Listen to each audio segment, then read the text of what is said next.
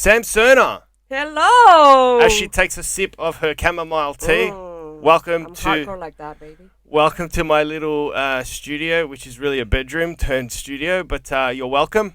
Thank you for having me. Anytime. I first met you on the circuit. That's where Yes. I've met all my guests.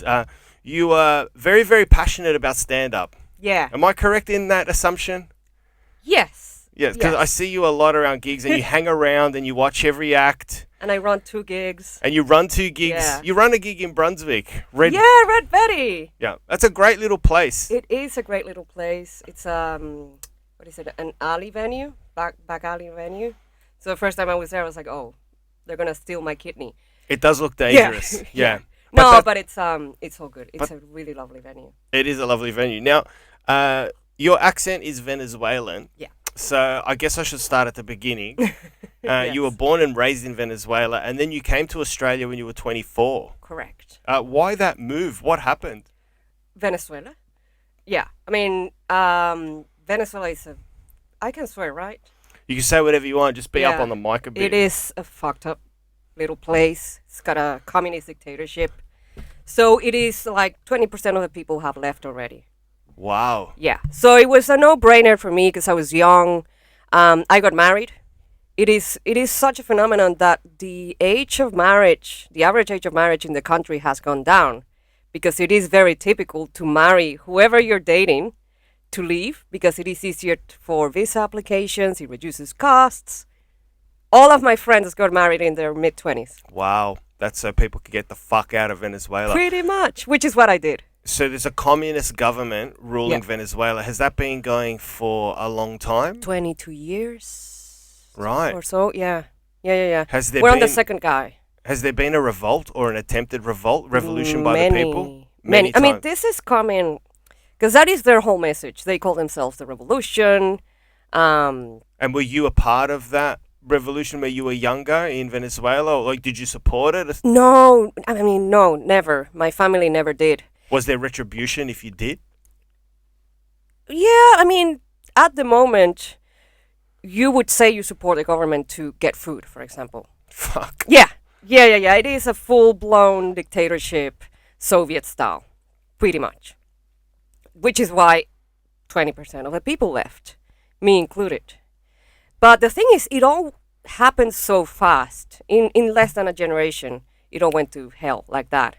When I left, my mom was upset. She was like, oh, I can't believe you're walking out on your country, on your family. And I was like, Mom, I understand, but things are not looking great. She didn't understand that you needed to have a better life? No, I mean, at the moment, she did understand. It was happening quite a lot. She was not massively upset. She was like, oh, I wish you could stay.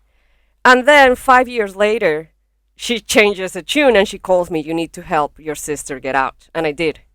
And now my mom and dad are in Miami. Wow. My mom was one of those people that, she would go. And I understand that position because she's in her 60s. All of her family, all of her friends are in there. But it's just unlivable.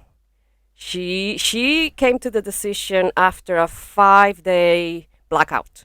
It was a 5-day national level blackout. No power, no hospitals, no nothing. And that's when she said, yeah, take me out. And we did.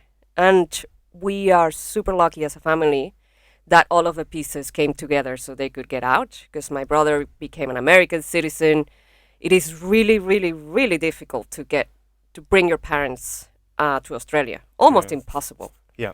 Yeah. So in the Trump United States, they already have a green card because my brother is a citizen. So. And do you stay in contact with friends in Venezuela? Do you touch base with them regularly to see how things are? Have they deteriorated? Yeah. Or? It is mind-blowing, the stuff that goes on in there. But at the same time, if you were at a certain level, you somehow can make things work. You can still buy your way into things. You can buy insurance. You can buy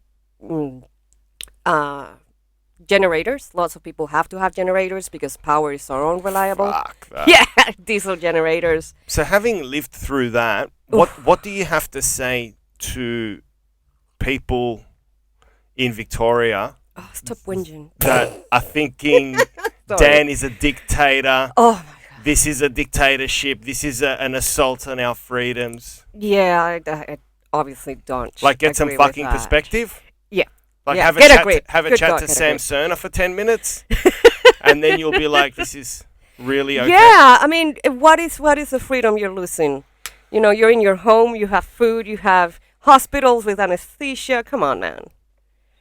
Yeah. How's get a grip. COVID in Venezuela? It is surprisingly low. How come? I don't know if it's the weather, there are many theories about it. Because obviously the numbers that the dictatorship releases, you have to multiply by a factor. 'Cause Right, it's China cooked figures. Yes, Yeah. of course. But even in that sense, they are low. After you take all of those factors in and you multiply by whatever. I was talking to my therapist. The She's in bullshit Venezuela. factor. You minus bullshit factor, Yeah, it's still low. it's still low. And they have speculations. I do think, because a lot of people have left, and people really don't have jobs, most people. What do they fucking do? I don't know, man. I had to stop following the news for my own mental health. You can see how people get into crime or deal drugs. Oh, deal some crime is pot. one of, like, I've Must be Grand word Theft of Auto caution, on the a streets there in Venezuela. trigger warning. Most people I know have been kidnapped. My father-in-law was kidnapped, and that was one of the most traumatic experiences of my life. I mean, I'm divorced now, so I'm no longer related to them. But at the moment, I was very involved. Who was kidnapped? My father-in-law. Now, can I ask you, what was he kidnapped for? A ransom to be paid? Yeah, yeah. But So, if you're well off in Venezuela, you need to have security. yeah, I mean, that's the thing. They are not so well off that they can afford that. Okay. Everyone, I have a friend here in Australia. He was kidnapped twice. One of my other friends. I have my best friend's, he's gay, and he was kidnapped with his boyfriend. And while he was kidnapped, the criminals were telling them, "Oh, if I had this car and if I looked like you, I would get so much pussy."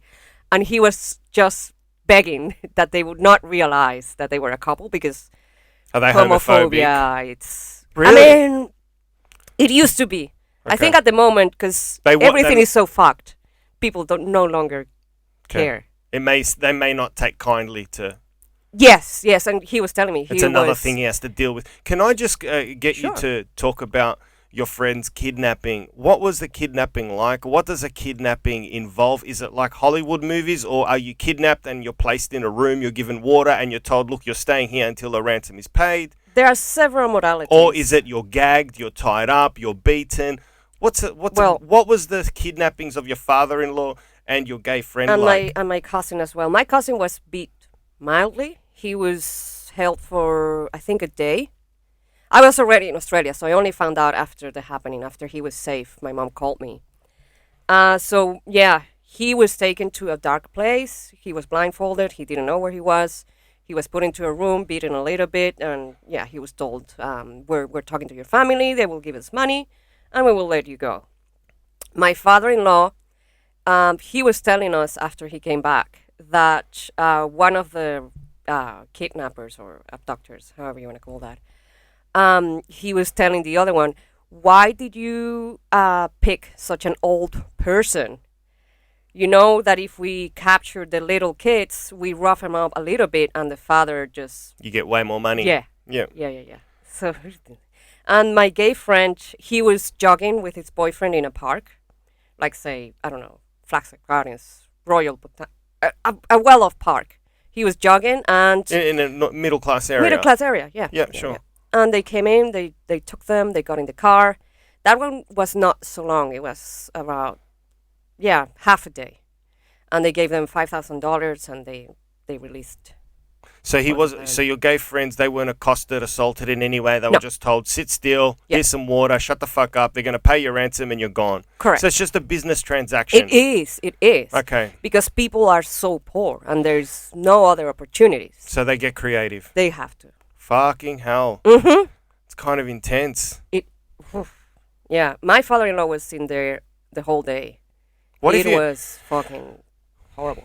I'd be petrified if I get kidnapped and then they come in, they go, "Look, your mum's not paying $20, Yep. so we're killing you." I'm like, can I speak to my mum? No.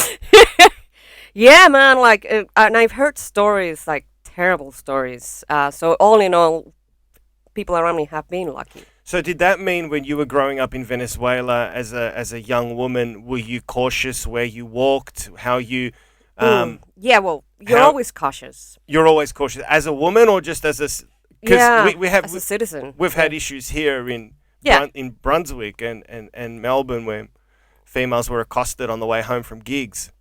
Yeah, I mean, So have you like used those street smarts from Venezuela and just carbon copied them onto the streets of Melbourne? Like, or are you always that perceptive or looking over your shoulder? not Or really. I mean, I am when it's late at night, but in here, I just really enjoy walking. Yeah, it's probably not great behavior on my end. So But ca- back home, you wouldn't listen to music. You wouldn't have your cell phone out. right, You yeah. wouldn't walk, if anything. Yeah. If you have a car, you drive everywhere because there is also no public transport. There is public transport, but it's very limited, very unreliable. Nothing works really. Is there hope for Venezuela, and what is that hope? Like, is a revolution on the cards? Is it foreseeable, or it's only going to be quashed? Yeah, there's been attempts. I was very into activism. I was very here in Australia. We tried to get something going to raise awareness of this. Sure. But then I had to walk out because it's futile. Right. Yeah, there is no hope. Unfortunately, I wish I could say. That's the reality of life It sometimes. It's futile. It is crazy because here I say this in Brunswick and they will probably lynch me, but I honestly think the only solution is an invasion to take these motherfuckers out. Who? America? Or a coalition, I don't know, man. Like America was getting involved in Venezuela for a yeah. while. Weren't they sticking their nose in? I know they stick yeah, their yeah, nose yeah, in everywhere. yeah. They were.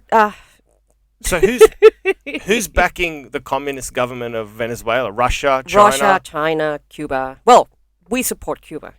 Right. Yeah. Yep.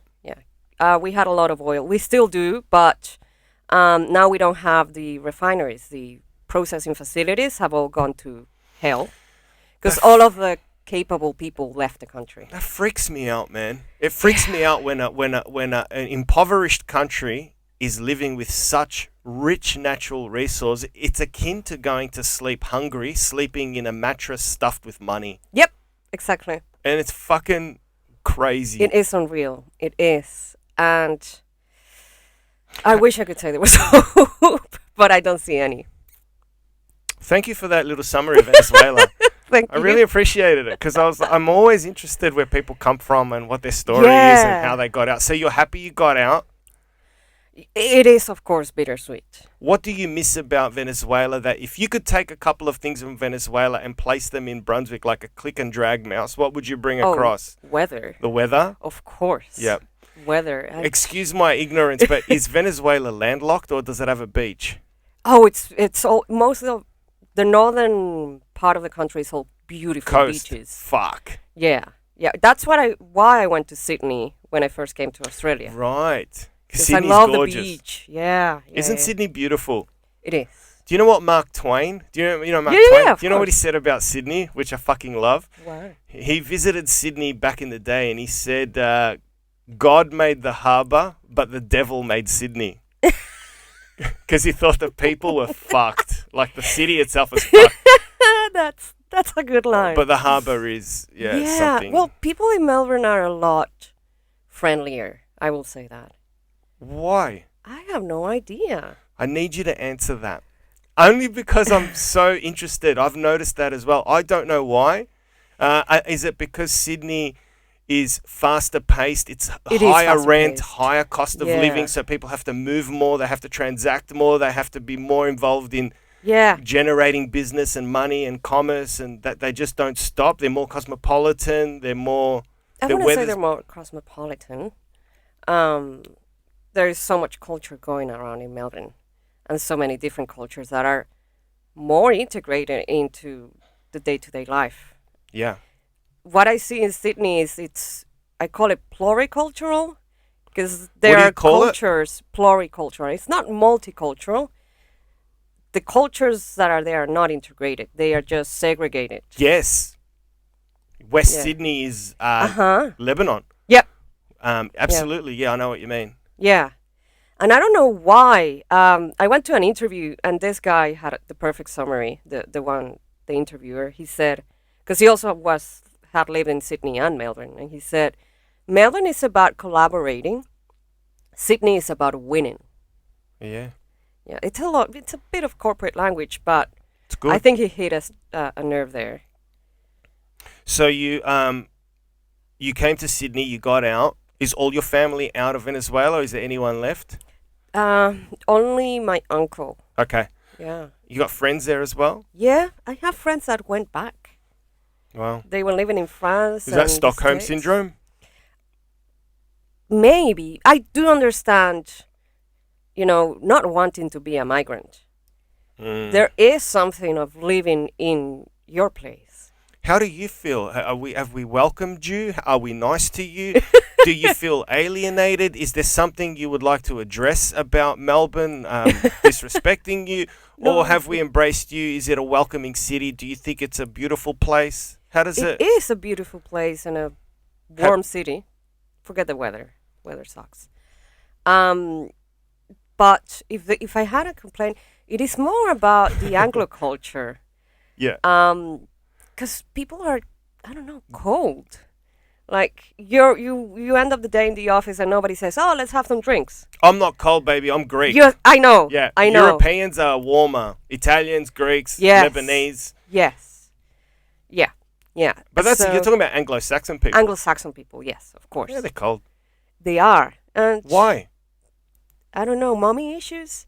Everyone has mommy issues in here. I'm repeating myself here, but I said on another podcast that it was maybe attributed to the fact that they're not allowed to display emotions. They have to Yes. be always well-mannered and polite. polite and detached from their man. Never Yeah. reveal your true colors. Yes. It's this English, I don't know, ethos. That's I why I loved know. Scotland so much more than England. Scotland, I found, because when I lived in the UK, I found Scotland to be way more loving and embracing. Yeah, and I've heard that too. more European, more Southern European-like. Yeah. So I do understand when people say, "I'm not fucking English, pal. I'm Scottish." I get that now. I I'm love like, that accent. Yeah, it's a pretty good accent. Yeah, love it. So, anything else about Melbourne, or No, I love the Melbourne. I love the circuit. I do see the difference between the Sydney-siders and the Melbournians. are we more laid back, I wouldn't call it laid back, but warm. Yeah. warmer? People will ask you about your day genuinely. Because I hate that Sydney-sider smile, that really aggressive. Your Sydney barista would be like, "Oh, have a great day," and it's almost like a creepy smile. Yeah. I would rather take, just a dick face, if it's honest. Yeah. know? Yeah. Can I talk? Can I talk about your marriage Of and course. divorce? Of course. Now, was that in Venezuela? Yeah, he was my college sweetheart. We met in uni. Nice. Yeah, we studied engineering together. And yeah, So you learn about building things and robots. building We robots. did robots, circuits, like chips. Yep. Yeah. And I was 18, he was 19. We got married when I was 24. Yep. So we really were babies. And the reason we got married is because we were coming to Australia.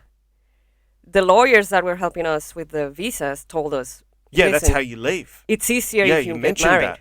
And you have to get married by this date." And we're like, "Okay, oh shit, we have to plan a wedding." And then we came here and were married for 7 years. We were together 13 years. In Australia. No, in total. In Australia, we were 7 years. Okay. Yeah. And if I was to, I asked this to a lot of girls. Yeah, no, What is the ideal marriage age for a woman? When do you think?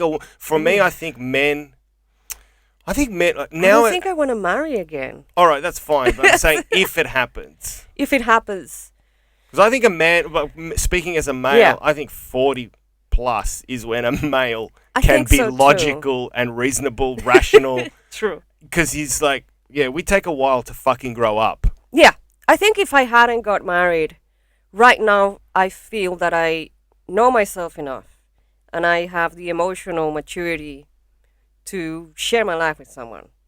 You're the third person I've had on this podcast that doesn't want to get married. Well, I've been through it. That is. But stand up, you have bad gigs. But Yeah. we keep going back. Yeah, but you don't have to pay a fucking lawyer to get out of it. Yeah, okay. So fuck that. Fuck that, yeah. Well, who knows, man? Maybe in 10 years. I don't know. If I meet a millionaire, maybe. That'd be good. The endless comedy festivals. Yeah. That'd be unreal. Yeah, no. I don't know, man. I don't see the point. It's a piece of paper. I agree. It is.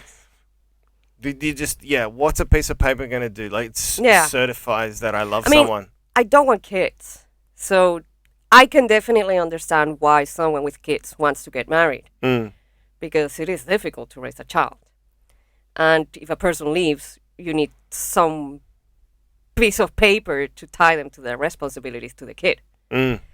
But other than that, and even then, I think there should be another way. Mm. But yeah, I'm not a bitter divorcee. But yeah, I don't see the point of it anymore. I don't think I ever saw the point of it anyways. Mm. I only got married because This was it was on the a piece cards. of paper that would allow me to have an easier time applying to a visa. And that's how my ex saw it too. You did what you had to do. Yeah. And don't get me wrong, we still had a fantastic wedding and we still enjoyed it. Mm. And it was not ungenuine. We had a good relationship. Then we basically grew apart, which is, I think, what happens a lot when people meet and they are too young. Absolutely. Yeah.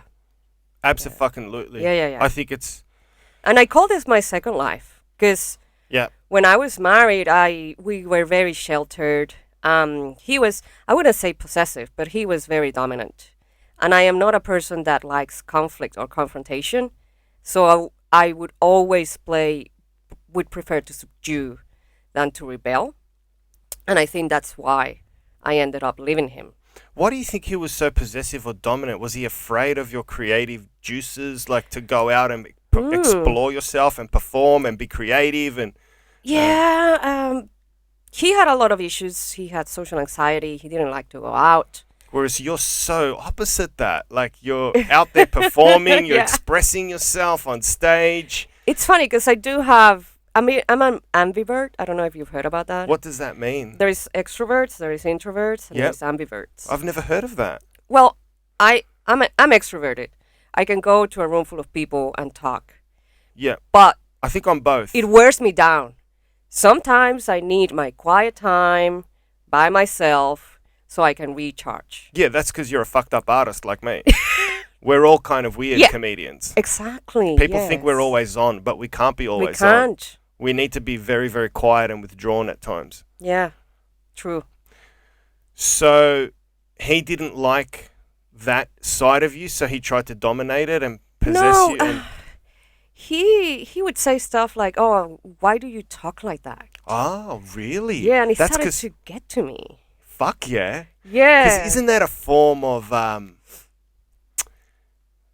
emotional abuse? It is. Like, why are you talking like that? Yeah. Like, change your And it's like, tone. Like, That's me. that's your how I fucking talk. brain.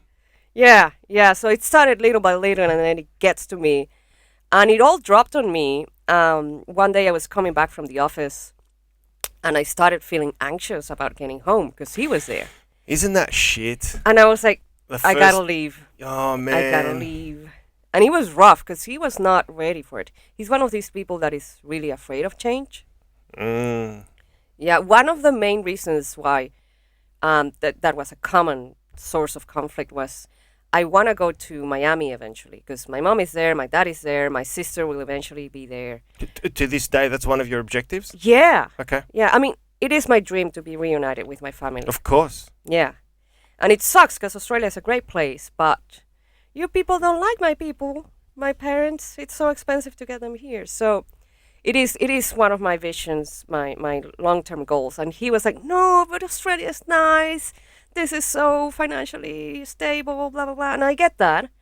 But I'm like, dude, I want to be with my family. I don't care. and it would be a constant source of conflict. And all of that added to those little everyday things. I was like, nah, gotta leave, man.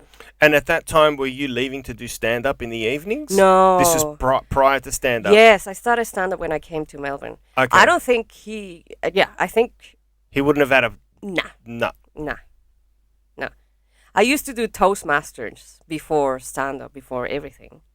You know, Toastmasters is like a No. worldwide organization of public speaking. So there are clubs, and you go and you perform somehow. You deliver speeches. Some of them were funny. And I went into contests, and I got somewhere, and he didn't show up. Yeah, Ooh, he that's a- never went. One he time, didn't want to know that side of you. yeah, and one time he did go, and it was a contest, a contest. So it went on for ages, and the whole time I was like, when are we leaving? When are we leaving? You already performed. And I was like, well, I want to know if I won. And in the end, because I'm such a doormat, or I was like, yeah, sure, let's go. And I didn't stick around to see if I won. I didn't win, but, yeah. It's fucked up. These small signs, they're so revelatory, and they do help you in the long term to get out of a relationship, because you realize, this is why it's wrong. But at the time, it's such a sinking, visceral, awful feeling. Yeah, in the And you stomach. don't want to own it, so you reject it, and that's what is the elephant in the room. And you ignore it. And I ignored the signs for. You were married too? I wasn't married, but long term. 8 years, and I ignored the signs for maybe a couple of years because I wanted it to work. Yeah, me too. Like 3 years. But now, we know now. We know, don't we? Like trying a piece of material on stage that won't work, you just panel beat it, you try it again the next night slightly differently. Now you know, hey, I know what to look for when I move forward. If I fall in love again, you know what signs to look for. If he's like, are you going out again for another fucking gig? Yeah. Okay, see you later. Exactly. Yeah. So, So glad I left. good. Let's talk about your stand-up. Yes. How long have you been performing? 2 years. Oh, wow. Yeah. L-plater. Yes, that's right. That's great. But I'm doing all right. Absolutely. Yeah, I'm running 2 gigs. The Red Betty, I am so proud because there were so many people after that venue. So Red Betty's a small venue Yeah. in Brunswick. Yeah. Just Google Red Betty. It happens every Tuesday. Tuesday, Every 7 Tuesday, p.m. 7 p.m. Yes, continue, sorry. Yeah, so the new owner, because it's on new management, it's been a short time. He saw me at Funny near the Brunny.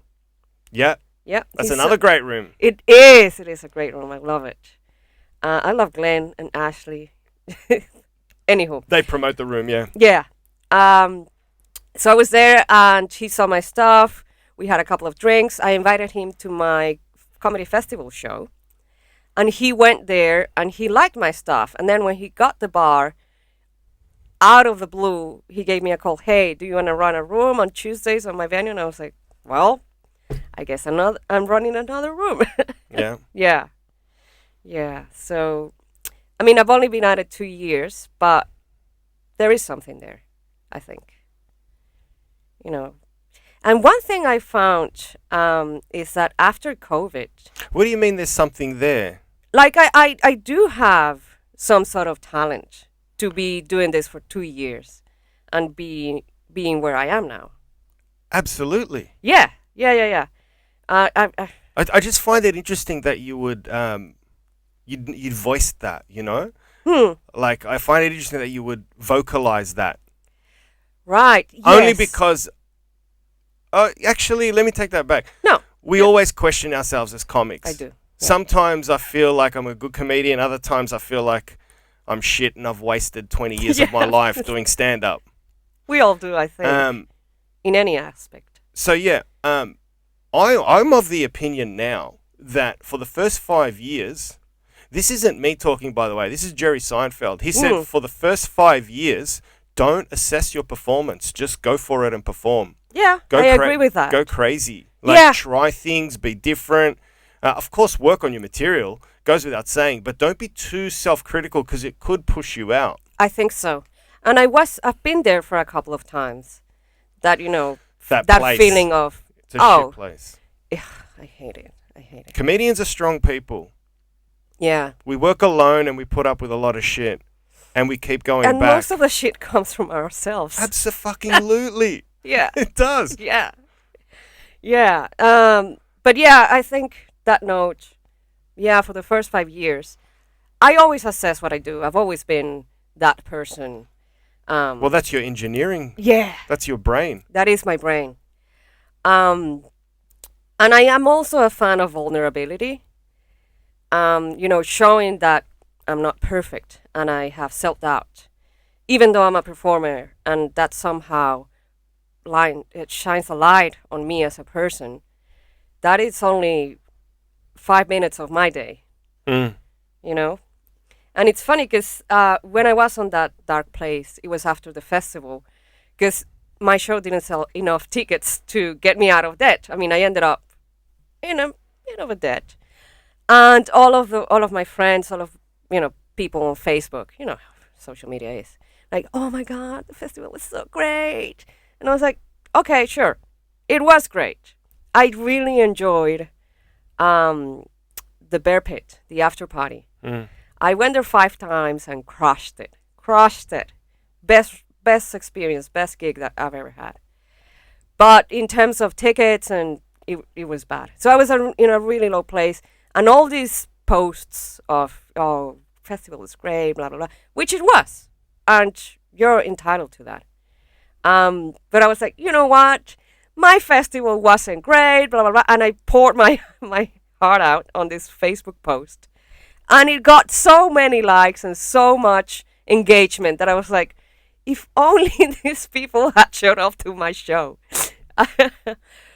But I think it doesn't work that way. It doesn't work. But to me, it made evident that people are hungry for genuine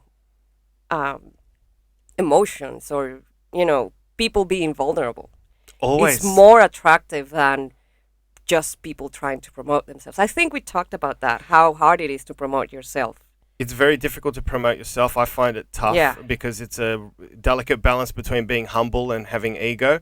Exactly. But I remember reading a book early on when I started stand-up comedy. I forget the name now, but it was fucking 19 years ago. But it was something along the lines of their advice was be vulnerable on stage. If you can express a vulnerability, it makes you likable. Yeah. So that is you're on the right track. Mm-hmm. There's a weird question I have. Go for it. But can you, since you've got an engineering background and you studied engineering at university, can you build a joke? Is there a way to engineer it? Is there a method to do you have a method? Do you have a way that you engineer a joke from ground up? Do you structure it? I sort of have moments where I just brainstorm. I structure sets. You structure sets, okay. Like, if this joke doesn't land, then I have to go this way. Ah. But if it lands, I can go this way. You know what I mean? Yes. Because you know that some jokes... The path. Yeah. Right. If this joke lands, then most likely they will like this one too. Yes. But if it doesn't land, they will definitely hate that one. That's clever. Yeah. That's really good. Yeah, but jokes... So engineering from a macro perspective. Yeah. Overall, you look at your set as a whole and go, yes, this will all click in if this all works. And if it doesn't, I can have this plan B joke. And exactly. Okay. Yeah. What about the joke writing itself? Oof. I always ask comics how they write their material.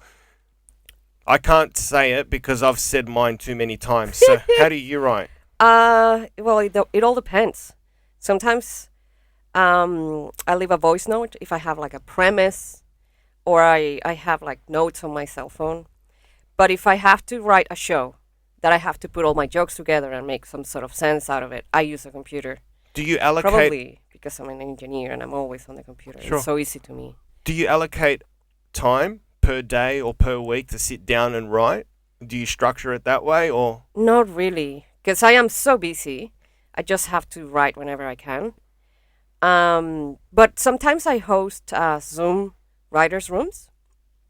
And that's when, I will have an allocated time, let's say Tuesdays. I used to have that for a while. But no, at the moment, it's all a bit hectic. And I know that I should have a routine and a dedicated space and time to write. But I just don't at the moment. And I was gonna mention I really enjoy handwriting, particularly when I'm doing a set. That I have to write the jokes in order. I tend to use pen and paper because I read somewhere that when you write using a pen and paper, it sticks more in your memory. So I didn't know that. yeah, me neither. But I read it, and I think there is something to it. Yeah, It feels good for you, so it feels. it works. Yeah, to me, it's also maybe like a physical thing. I enjoy writing. Yeah. The hand and the feeling of the ink on the paper. I enjoy talking out Oh. loud. Also, you record yourself? Sometimes I don't record myself. If I go to Woolies, like today I went to Woolies to do my shopping. I had my earphones in Yep. attached to my phone, but no one was on the call. I was just talking out loud, Nice. running through a set. That is brilliant. Just having a stream of consciousness moment.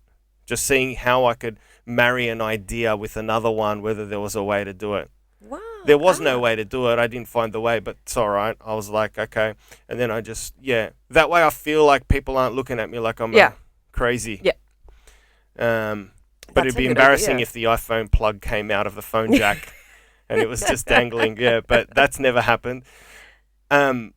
So I just feel like I lose something in the transition from mind to pen. Like my hand is hurting because it definitely. can't catch up to the mind. I can't. That's why I type. When I have to write a joke word for word, I type because it's just easier. Mm.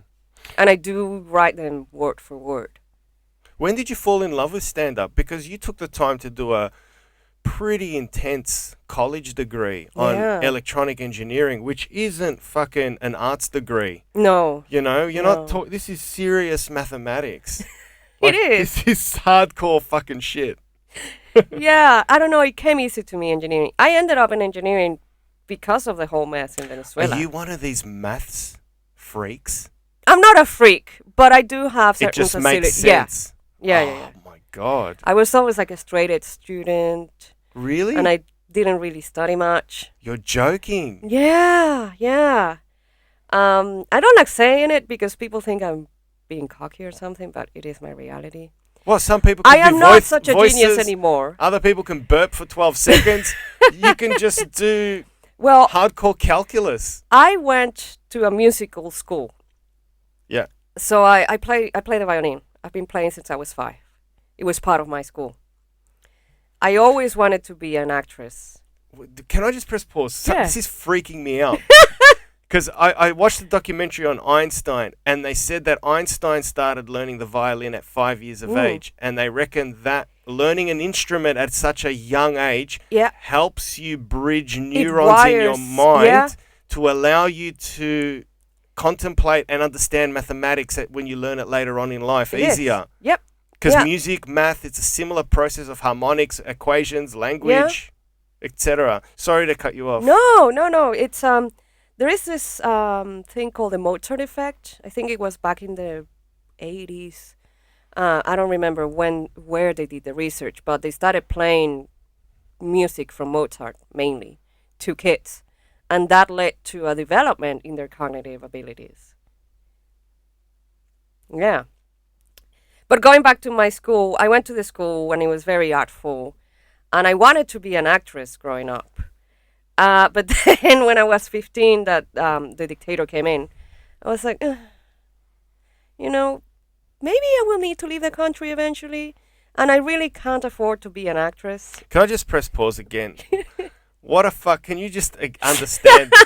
I want you to understand the gravity of that sentence. You turn 15 years of age, you turn on the TV, you look at your political leader, and you actually utter the words, "Ah, shit, I think I'm going to have to leave my country." That is some fucked up shit. 15-year-olds in this country don't say that. It is. Even though as much as we hate ScoMo. I know, it is. That's the thing with the whole Dictator Dan thing. If you don't want to kill Dan Andrews, he's not a dictator. Yes, he's not. He's not. Far from it. Learn some when fucking he history. fell down the stairs, people were cracking jokes. If my guy fell down the stairs, I would have a fucking party.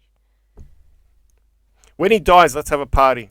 Oh, yes. Let's do a stand-up show. Definitely. Oh, all Venezuelans are waiting for that. Trust me.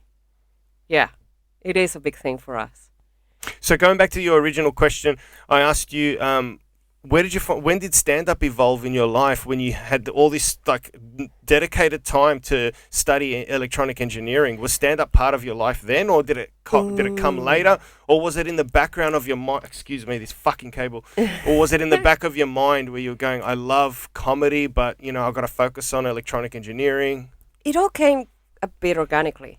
I mean, I did my engineering. That was 5 years of my life. Were you interested in stand up at that time? No. Really? No. Yeah. Fuck. I mean, I loved SNL. I've Yep. always loved humor. I was interested in stand up, but as an audience member, as a consumer of it. Stand up in Venezuela was very political and hilarious, and it was a part of my interests. But at that time, I never thought it would be a thing I could do. And then slowly, little by little, I got interested. I started watching, Chappelle, Louis C.K., the name who shall not be named. By the way, Louis C.K.? it broke my heart when that news broke out. I know. I fucking love him, and I was like, yeah, he's a fucking pig, man. It's fucked up. Yeah. It's fucked up. It really broke my heart because I really enjoyed his comedy, and it was sort of like a, how could you moment for me. Take advantage of a position. Yeah. And that's a problem because we don't have an HR department in comedy. That's exactly right. Because he was the boss of these people. You wouldn't do that in a company, in an office. They admired him and they looked up to him, because they were open micers and they revered him as a god. Because this is at the time where he was just so good. Yeah. Like he was on it. Yeah. Yeah. Yeah, so I started watching stand-up, and I think stand-up comedians are the most clever people, one of the most clever people. You need brains, and I've always been attracted to intellect and to seeing things a different way. And what makes us clever as comedians? Is it the ability to see things from another angle? I think so. Okay. To find the laughter, to find the absurd, to find the twist. Yes. You gotta think differently, and sometimes you gotta think hard. And that's why I think, comedians are very clever. Okay, so you're always interested in watching comedy and I've always... But at the time you were studying, devoted to your studies. And then working and marriage and whatnot and leaving the country. And I sort of put everything, all of my dreams and all of my hopes on the side. And after I got divorced, I joke that this is my second life, but it feels like it because all of my dreams, my aspirations sort of started to come back into the picture for me. And I always wanted to be an artist of sorts. I always wanted to be an actress or a writer or a performer. And stand-up is all of that because you're acting, you're writing, you're performing. It's all in one. Yeah. And then I tried it and it worked and it sticked. Where was your first gig? Was it Sydney? No, it was Melbourne. Right. Yeah. Where? I started in Melbourne. What was it? Highlander? Okay. Yeah. That's a safe, nice environment, or was it a tough crowd, or? It was alright. I did good. I did okay. That's good. Well, if I was to be completely honest, my first gig, I did one of the courses, which I sort of regret because it was so much money and I didn't really learn a lot. And the audience was super warm because when you do one of those courses, the graduation night, everyone invites their friends. I didn't know anybody here in Melbourne, and I crushed it. And I had people that didn't know me come back to me and say, "You gotta keep going. You're amazing." And I was like, "Ooh, okay, I'll keep going." But I know that wasn't a real organic crowd. Yeah. And effectively, the minute I did an open mic, I didn't do as great. But I was prepared for that. I am not deluded. I see a lot of delusion in open micers. And it's one of my pet peeves. You know, when you see that guy that bombs and he's like, "Oh, tough crowd." And you're like, it wasn't tough until you came on, buddy. Now you killed the room for me, so thank you. Spoken like a true Aussie. It wasn't that tough, buddy. You're really becoming Aussie. I love it. Yeah, Welcome. thank you. Yeah, and I really hate. It is one of my pet peeves when people on their set go like, "Oh, fuck you, that was funny," and then the audience laughs. Because it is also that vulnerability, that acknowledgement that you're Yes. bumming. Yeah. Yeah. Yeah, there is. I don't believe in stand-up comedy courses. I think the only course Yes. is get up there, grab the But I mic, know- and talk. That's the thing. I knew what I was getting myself into. I only wanted to do it because I needed that safety net. Well, that's exactly right. People do it for various reasons. Yeah, You're yeah. smart enough to know.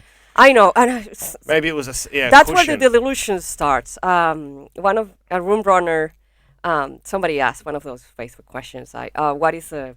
I don't remember the setup, but he said, "Oh, I just did a course. Can I headline your gig?" Wow. Are you serious? Yes, and I'm sure people have come to him with that. Are you fucking serious? Yeah, and I've seen some people from the course like, "Oh, That is like coming first in Formula One on my PS4. yeah." And then Exactly, ringing exactly. up Red Bull going, "Can I jump in a car? I got the world championship on PS4. Exactly. Yeah. What a fucking idiot. You have no idea. You're dead right, though. There is a lot of delusion in our industry. People, I've often seen it. Obviously, I won't mention names, but acts that don't get a laugh insert their own nervous laughter at the end of Yeah. every one of their punchlines. Yeah. It's tough to watch. Or it's, they come off stage and they're like, "Oh, that was good." Yeah. Yeah. Like, okay, Sure. sure. How many drinks did you have, man? But yeah, it's important. Well, yeah, what is important in stand-up? It's important to have an ear to reality, to hear. I think so. Yeah, and it's important to work regularly, to regularly Yes. jump on stage, Yeah, for sure. no matter what's going on in your life. No matter what. No matter if you don't have any material. Yes, Yeah. it's interesting, isn't it? Yes. Get up there, And even it if freaks me out. I am a control freak, a huge control freak. So I'm always prepared. in other aspects of your life or just on stage. All of it. All of it. Yeah. Everything. Yeah. Yeah. I've been learning to let go. I think When you say control freak, can you give me some examples outside your life? Like, you mean like keeping a diary, keeping appointments, paying keeping your bills appointments, on paying time? my bills on time.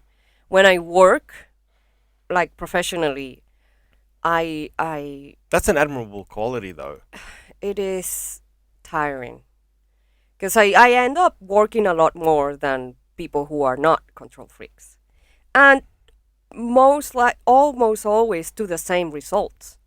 You know, nobody cares if you deliver a report and it doesn't have a graph. I care, and I do it. You know, just to give you a generic example. I see. And I am that person that will work to their standards. And I know that most likely this is not necessary. I'm going way overhead or way over the line. Does that bleed into your stand-up? Are you now putting too much pressure on yourself in stand-up? Like, are you forcing yourself to maybe perform Maybe. too much, write new Yeah. stuff too much? That yes. Yeah. Or maybe you should be, I gear know. down a bit and just enjoy the ride a bit. Yes, yes. And you know what's happening to me now? That because I'm so early on in my career, I don't even know if it's gonna be a career. That is one thing that I know I am grounded on. You know, so many people are focused on making it, whatever that means. I have my 9 to 5 job, and it's a very comfy position, very financially stable. So I'm lucky to have that. So I don't need to make it, whatever that means. My favorite people in comedy are the ones that just love comedy. Exactly. The ones that aren't trying to make it. The ones that are just loving getting up on stage. Exactly. I don't. They're I the don't ones do that it I for can the connect money. with. One of my gigs is a free one. The other one we do profit sharing with the performers because it's not about the money. and it is not for me. And if it had to be, I'm pretty sure I wouldn't make it, because putting that pressure on yourself for something that is so subjective, because you can kill one day, same room, next week, same room, different people, maybe even the same people. Mm. It's gonna bum, and that's life. How does that make you feel? Does that affect you in terms of coming from an engineering background? Like Yes. because I Failure is a thing for me. I mean, that's why the festival got to me so much. Ah, You know, even though you know what you need? You need to do some mushrooms and detach from that ego Ooh. of failure. well, It'll help you, but don't do it too much. Like my stand-up, no more than twice a year. I would be keen for that. Yeah, maybe you Um, need to like learn to let the art just be. Yeah, because what I was, Jesus, I ramble so much. What I was going to is that because I'm so early, I have that need to not reject opportunities. So at the moment, I have lots of projects going on, and Outside work related. no, like I have my full time job, and that is a lot. That's 9 to 5, Monday to Friday. Yeah. I have 2 rooms. I'm doing 2 festival shows In September. in September. Yeah. Who are you joking? Ah, 2 shows. yeah. Yeah. So because that's the thing, like they all came in, all of them, all of these projects came as opportunities, and I couldn't say no. Mm. I had that. I'm so eager that I get myself into way too much. I hope I survive September. But yeah, definitely. You're at the other end of a spectrum. I was chatting to a comedian last night on my podcast that was on the other end of the spectrum, that wasn't doing enough and wanted to push himself to do more. Mm. So I think it's better to be on your side of the spectrum. Yeah, I'd rather be doing way more than way less. yeah, I think Because so. as you do And that way is me. more, I'm go go go. you're going to learn more. You're going to be... Yeah, and I'm also the kind of person that cannot do things half-assed. Going back to that engineering and control, and I cannot do things halfways. I always commit. I always go 100%. And it sounds like I'm bragging, but it's not. It's an impulse. It's an instinct I have. You're just aware of an attribute that you possess, right? That you're just telling me, this is who I am. Yeah, You can't... It's who you Yeah. are. It's what you are. that's it. That's it. Like I go full in, balls in every time, all the time. Yeah. How funny is the word balls? Yeah, it's does it exist in Venezuela? Yes, of course. We use Yeah. it a lot. Balls, Bolas. bolas. Bolas. So you say you go balls deep in something like No, got a lot but of you say you throw balls at it. Échale bolas. So when you're throwing balls, you're putting into it. You're working at it. I see. Yeah, yeah, Um, yeah. When you say, oh, just don't mind it. Don't pay attention to the balls. It's everywhere. I love it. I love dirty words. Yeah. Is there a community here from Venezuela that you've done stand up to? Because I've performed to Greek audiences only. I think It's it's an only- interesting. I didn't think I would like it, but I actually fell in love with it because I was able to take out a microscope and and fine tune exactly relatable material about having a Greek mother. And Yeah. what it's like to have a Greek mother. Like, for example, like right now, like it wouldn't really translate to mainstream crowds in a big comedy Yeah. club, but with Greek audiences, I could specifically talk about what my Greek mum does, Yeah. and it would all resonate. Do you want to do something like that? Oh, of course. Because it always seems like lots of comedians that are multicultural or come from ethnic backgrounds, and always have done a gig like for the Lebanese community, whether it's Yeah. Khaled or myself doing the Greek, or Gab Rossi doing Italian crowds, or Well, I don't think I have that shot. The Latin American community, it's minimal in Melbourne and Australia in general. There's lots of Chileans, lots of Argentinians as well, Uruguayans maybe. But it's still, I think there's 5,000 Venezuelans in all of Australia. oh, is that it? Yeah. And they won't let your parents in. Oh my God. Anywho. What do they want to let your parents into the country? To be able to apply to get a visa for your parents, 50% of the kids have to be Australian citizens. I'm fucked because I have 3 other siblings. 50% or more. So if it's 2 kids, both of them have to be Australian. 50% or more. Yeah, you get me. Then you have to pay a bond to cover for, I don't know, Medicare or something, and it's like $50,000 per person. So if I wanted to bring them both, I would have to pay $100,000. And then also have And then- 50%. Yeah. So is there another back door or? No. I mean, if there is, I don't know it. So that's impossible. You can't bring your parents here. No. That's why I want to go to Miami. Fuck. Yeah. Yeah. I wonder why they make it so difficult. We've got room. I know! It's fucking. And all the money I send them could be going into this economy. You know what I mean? Yeah. Because that is one of the other realities of Venezuela. You have to send money. Otherwise, I can't make it. Which I know it's bizarre for most Australians. Not strange to me because growing up as a child, we would always send money back to Greece. Exactly. Every month, my parents It is an immigrant story. Yeah. Yeah. But going back to the Venezuelan audiences, I had the opportunity to do stand-up in Spanish in Madrid. That does. So, just quickly, a quick history lesson. Venezuelans speak Spanish. Yes. Brazilians speak Portuguese. And Argentinians speak Spanish. Can you understand an Argentinian, or has the Yes. dialect shifted? No, we can understand. That's We awesome. all can understand each other. It's really good. Yeah, it's great. From Mexico to... Yeah, Chileans have a lot of slang. So, like really odd words that only they use. But there is a generic equivalent Okay, you can understand that they would, if you say, oh, what's that? And then they would, So you can pick up in Venezuela. You can watch TV from Chile and Yeah. sort of get it. we do. Yeah. Yeah. All right. Sorry, I cut you off. No. So yes, I went to Madrid, and I got this gig in Spanish. And it's funny because I was preparing a sort of an international material, but then I get there and all the audience is Venezuelans. Wow. There's so many Venezuelans in Madrid. So many. Yeah. Right. Yeah. Well, 6 million people have left. Okay. Yeah. I think Madrid is the first largest colony of Venezuelans abroad. Right. So Spain had a soft spot for Venezuelans, and they took a lot of them. No, a lot of Spaniards went to Venezuela when Franco was in power. Yeah. And I'm a Spaniard because my grandpa was a Spaniard. Yes. So we get citizenship through our grandparents. So why don't you all relocate to Spain?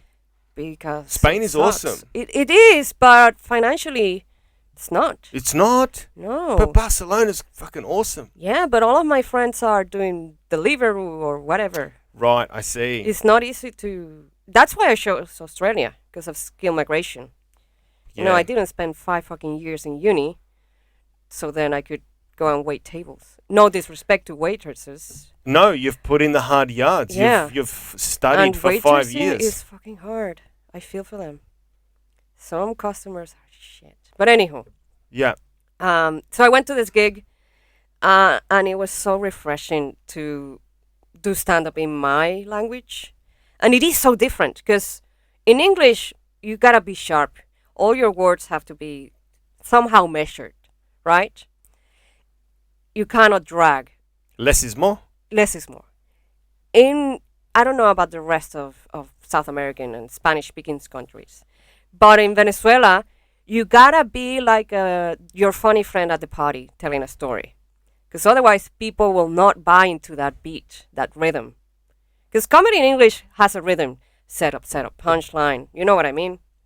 But isn't that comedy in every language? Set up, surprise. Set up, surprise. There is a surprise, but in Spanish or in Venezuelan, you have to sort of buy their trust or gain their trust. You gotta. But isn't that with every audience? Speak just like you would speak to a person at a party.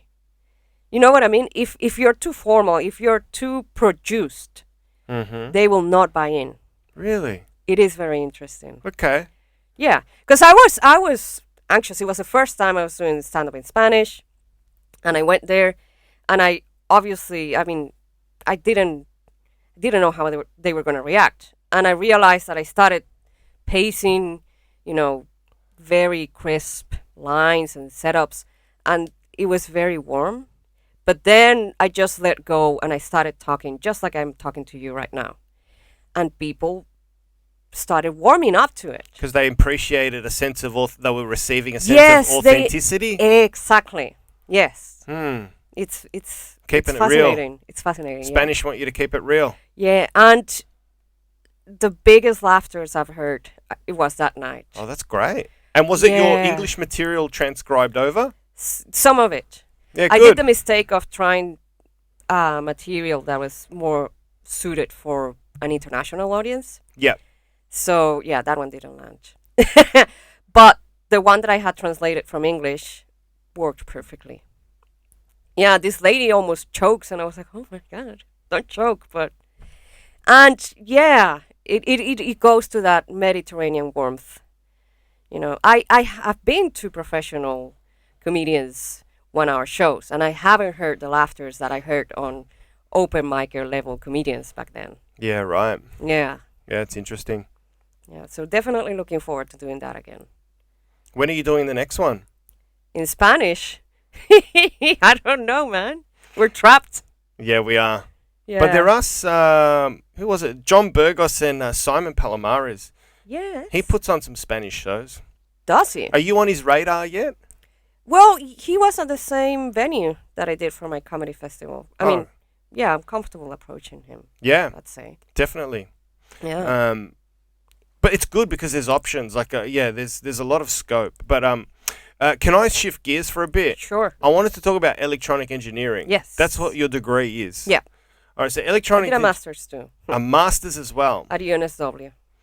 Fuck, I don't even know what that means, but it's just The way more University of studying. New South Wales. No, what a master's means. Oh, me neither. Just more study. More studying, and I don't even work in that anymore. But Okay. So you did electronic engineering. Yep. Can you build a computer?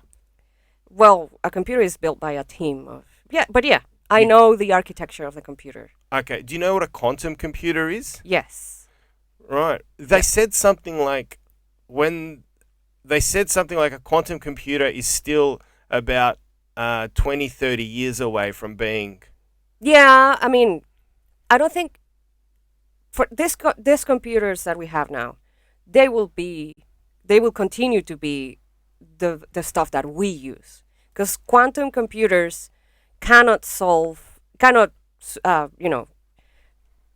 play a game. No. The problems that quantum computers solve are more related to modeling of weather, for example, because the answer, variables. Yes, the query, when you have a quantum computer, it cannot say yes or no. It will say 80% this. It's sort of on a very high level. All right. So for my understanding of a quantum computer for dummies is a normal computer can either be information comes as a 0 That's a bit, yeah. or a 1. 0, 1, yeah. In a quantum computer, because it's based on quantum physics, being that a particle can be in many places at the same time, it uses that and expresses a quantum bit of information as both a 0 and a 1 at the same time. Yes, sort of something in those lines. So then I went on to read that they said that if you tell a normal computer to find a path through a labyrinth, yeah, it will try each option and give you an answer. Correct. A quantum computer will utilize the fact that it's both a 0, both a 1, and instantly take every single path in the maze at the same time, giving you a quick answer. And therein, that's why you're telling me it can predict weather modeling, because it uses the fact that it can be both a 0 and a 1 to predict all the wind factors in the weather, the rain, the clouds, the jet stream. Exactly, yeah. Okay, so we won't see quantum computers. We will not use quantum computers Right. as a day-to-day person on our offices. But they will solve problems that are huge problems now. They still won't be able to work out our fucking weather in Melbourne. Do you reckon? They'll still fuck it up. Probably. Only Melbourne can go from 30 down to 11. Oh God. I remember a summer day in 2019. I was going to lunch. I was walking from my car, and I came to lunch drenched in sweat. It was embarrassing because it was my boyfriend's grandma. She had taken us for lunch, and I was drenched in sweat. And then when I was going back to my car, there was that Antarctic breeze that we get. Then rain came, and then when I got home, I had to turn on the heater. Yeah. And you explain that to your parents in Miami, and they just think they think you're crazy. Yeah. Well, they managed to come here on a holiday. So they experience even it. though they're rejected. Oh, that's a funny story. I don't know if we have time for it. Yeah, of course. Because my mom and dad came when I was living in Sydney, and my sister was in Sydney as well, to meet my nephew, who was born in Sydney. My mother's visa was rejected. Because my father is a Spaniard, his visa was approved like that. So your mother was rejected just for a holiday? Yes. To visit her own daughter? Yes. What the fuck? They sent us a letter, a 3-page letter. Was this on Border Security on Channel 7? Can we track Can we track this episode down? You can see Sam on Channel 7 Well, no, in season 3. She wasn't rejected at the airport. The visa was rejected. And they sent us a letter, pretty much describing the situation in my country, and basically they said, we don't trust that your mother will not overstay her visa. Sure. I mean, I understand your concern, but who the fuck is going to pay for my mother to overstay her visa? We can't. But anywho. That seems like a really disrespectful thing to say to someone who's coming to visit their daughter. Oh, yeah. Yeah, I was heartbroken. My heart sunk when I got that email. Like, your parents are... They're not impoverished. They're living... Yeah. They've got a residence. They've got an address. They pay bills. They can prove they pay utilities. Well, that's what we ended up doing. What the fuck? That's what you we ended up doing. You can't treat people like that. And I really hope nobody from immigration see this, because when we went to the lawyer, he said, well, you need to submit the deed for your family home. You need to prove that your mother has ties to her country. And we were like, oh, cool. We'll talk to the old folks. And then they were like, yeah, that sounds great, but there is one minor problem. The family home is not in our name. And we were like, what? Who owns your house? Check this out. My father was in a huge amount of debt. I think I was 10, so we wouldn't have known at the time. So he embezzled the family home with my uncle so that the debt collectors wouldn't take our home. Fuck. So who owns the house? My uncle. I mean, we love my uncle is not going to kick us out. Well, there's no one there anymore. But, yeah. Your dad would have been fucked from his wife. Yeah. Massively. Yeah. I would not want to be in that room. No. Well, my mom was in on it. Oh, she was in on it? Of course she was. Okay. Yeah. Yeah, and you know what? My sister is a Photoshop genius. This is a true story. This is a true story. Because we tried to, and that is... You tried to get in legally. We tried. No, but we tried to take the house back, and the country is just such a mess. It's not a country anymore. So it was impossible to do a change. So you photoshopped the name of the house visa stamp in your Bondi Beach. Woohoo! Photoshop. Thank you so much. God bless Photoshop, man. Oh, that's great. Yep. Before we wrap up, we are running out of time, but I wanted to go back to electronic engineering and just ask you why you studied it. Where did your passion come from? Like, one of my hobbies is physics for dummies. Yeah. I enjoy the universe, the Big Bang, particles, creation, black holes, all that. I just find it fascinating. It's the deepest, most profound mystery of all. Like, where did that come from? And then where did the Big Bang come from? And what was before the Big Bang, and infinite regress, and so on and so forth. Yeah. So what's your passion, your drive, your love of electronic engineering? What is that? My love for physics came after my degree, and it is all a bigger part of that sad story of me taking a transactional decision. I was like, well, um, the degree I studied, I got it in a public university, so I didn't have to pay for it. Because that was a big factor. It? My mom was told me, I can't pay university. You have to get it into a public one. Which, Okay. in all honesty, it used to be one of the top universities in the country. Public universities in Venezuela were top level. It is like the MIT of Venezuela. Oh wow. Yeah. So there was this university. It was close to my home. Traffic is a mess. It was all very circumstantial to me. And I just took a look at the careers they offered. My best friend was studying electronics engineering, my best friend from high school. She's the one that was like, yeah, my auntie told me that you have better career prospects. It was all about career prospects for me. Because I had that hunch that things were going to get worse. And Well, yeah, because at 15, you watched TV and said, I've got to get the fuck out of this country. Yeah. Yeah, it's sad for us 15-year-old to be doing that, but Absolutely. that's we all did. What would you all So think? you chose a degree purely for the purposes of giving you the most job opportunities when to be outsourceable. Yeah, to be, well, or even in my country. But yeah, like some people studied medicine, and that is not transferable across boundaries, across countries. Yeah, that breaks my heart every time I talk to an Uber driver and he's a fucking doctor. Doctor, yeah. Jesus. Lots of Venezuelan Uber drivers in South America who are doctors, engineers.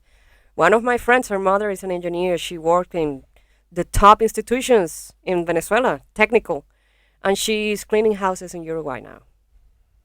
Yeah, Shit like that just gives me so much perspective. I know.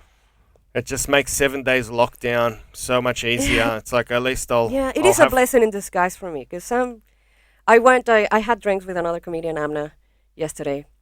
I've had her on the pod, haven't I? Yeah. And, she was freaking out and I was zen. And I think it's, I know how bad shit can get and how minimal a week, 2 weeks, a month even is in the grand scheme of things. So it's not nice to have this sense of perspective. It is a lot of grief. But in a sense, I am somehow very resilient to all of this nonsense that's going on right now. And for that, I am thankful. All right. Where can we see you before we wrap up? I'll post this. I'll post it next week. Yes. So So, it'll be on soon. Like in about 4 or 5 days, I'll post it. Yep. So, always Tuesdays, 7 p.m. at the Red Betty in Brunswick. Yep. Every third Thursday of the month, I do a women's only non-binary performers lineup show. Yep. And I host it with Abna. Yep. It's called Raise the Bar. Club Voltaire every Thursday at 7 p.m. Yep. And at the Fringe Festival, I'm having 2 plays. My solo show called Please Objectify Me. And I'm doing a play with a bunch of other open micers. It's called A Performance by the Family Sickle. Did you write the play? We are, yeah. We're writing you're it all all writing together. it. Yeah. Oh, cool. All It's right. meant to be like a creepy humor sort of thing, like the Addams Family. Yep. That style, that vibe. Beautiful.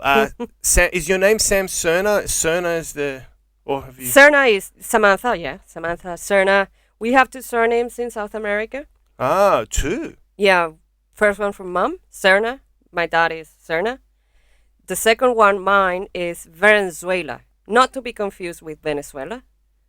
And that's the one from my mom. My mom's maiden name goes in my name. Wow, that's fantastic. Yeah. So you hyphenate your surnames in Venezuela? No.